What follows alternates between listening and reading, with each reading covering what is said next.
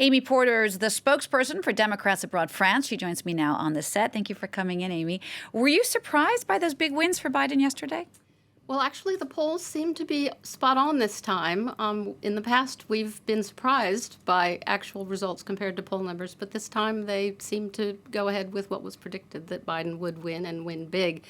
The size of the win in Michigan did surprise me, though. I think 53 to 37, and there's 125 delegates there.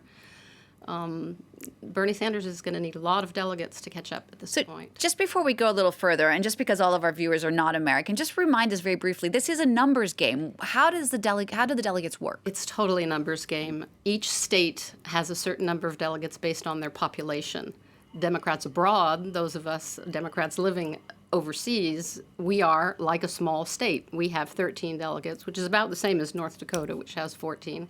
So it's a very big state as far as land goes, but not very many people live there. So about 7 million overseas Americans, and we just finished our primary. It ended yesterday, actually, and we'll be tabulating the results between now and the 23rd. A lot of mail-in ballots, a lot of online ballots. And whoever gets the most delegates is the Democratic nominee. Well, not the most. They have to get to 1,991 to become the nominee. If both Sanders and Biden get to the convention in July, which people are now wondering if it's going to be held or not, getting thousands of people in a room all together, then something else will happen. But the way things are going, it looks like Biden might hit that 1991 number. Now, let's say that he does. This Democratic race has been so divided from the get-go. Can the Democrats unite enough to get past their differences, particularly those who love Bernie Sanders with a vengeance, to unite and beat Donald Trump?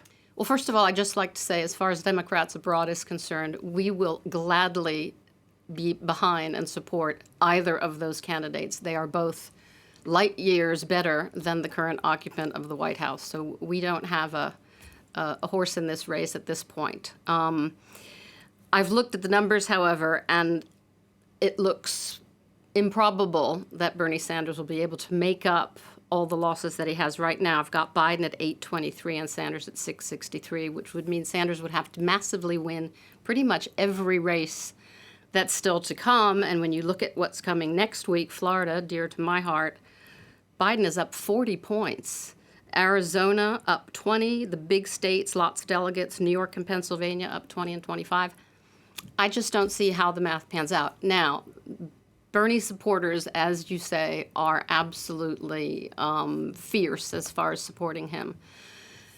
How that all plays out will, I think, depend a lot on how Bernie Sanders himself decides to handle things. There's been some talk that if he's crunching the same numbers I am, he might not even make it to the debate this coming Sunday. But we'll have to wait and see how it goes. It looks like Biden's gonna run away with it. So let's say that it is Joe Biden. Let's look ahead toward a potential VP candidate, particularly as now we're looking at a race again between two older white men. Will VP Biden, former VP Biden, have to pick someone of a different gender, a different race to make this win? I would say yes to both of those things. I think that Joe Biden needs to choose a minority woman, either black or Latina woman, as his running mate.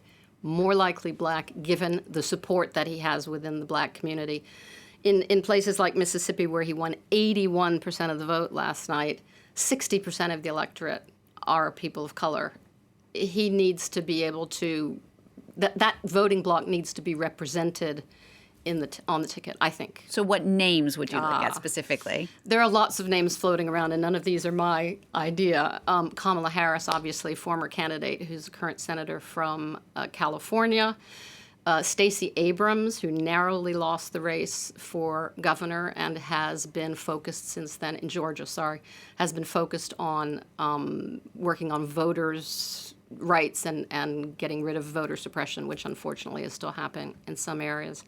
My personal favorite is Val Demings, who's a congresswoman from Florida who was part of the impeachment team and a former police commissioner. I think that as Biden's from the Northeast, that would give him some representation from the South. That could be geographically a good ticket. What's Joe Biden's, or what would be Joe Biden's biggest weakness as a candidate facing Donald Trump? You know, compared to Donald Trump, I don't see any weaknesses among Joe Biden. Donald Trump is, for so many Democrats, an existential threat to democracy, and I'm not exaggerating when I say that. all of the field of candidates that we've had up until now are head and shoulders above Donald Trump. So Joe Biden would be a welcome relief. Amy, thank you so much for coming in to speak to us. You're the spokesperson for Democrats Abroad France. Thank you very much. You're welcome.